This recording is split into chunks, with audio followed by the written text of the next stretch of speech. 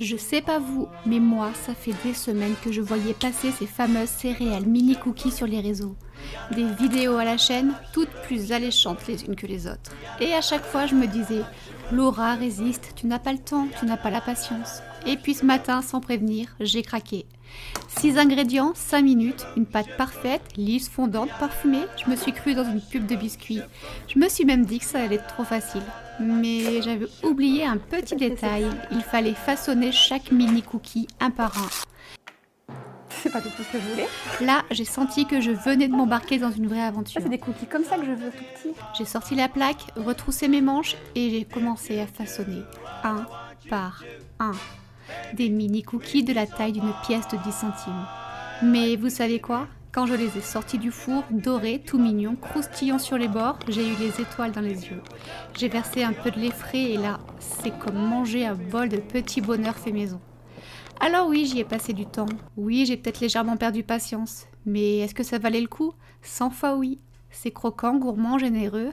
Et avec les quantités que ça donne, je peux faire des petits déj de rêve toutes les semaines. Je suis conseillère Thermomix. Abonne-toi pour plus d'idées recettes. À bientôt. Le chaudron de Louise. Je sais pas vous, mais moi, ça fait des semaines que je voyais passer ces fameuses céréales mini cookies sur les réseaux. Des vidéos à la chaîne, toutes plus alléchantes les unes que les autres. Et à chaque fois, je me disais, Laura, résiste, tu n'as pas le temps, tu n'as pas la patience. Et puis ce matin, sans prévenir, j'ai craqué. 6 ingrédients, 5 minutes, une pâte parfaite, lisse, fondante, parfumée. Je me suis crue dans une pub de biscuits. Je me suis même dit que ça allait être trop facile. Mais j'avais oublié un petit détail. Il fallait façonner chaque mini cookie un par un. C'est pas du tout ce que je voulais.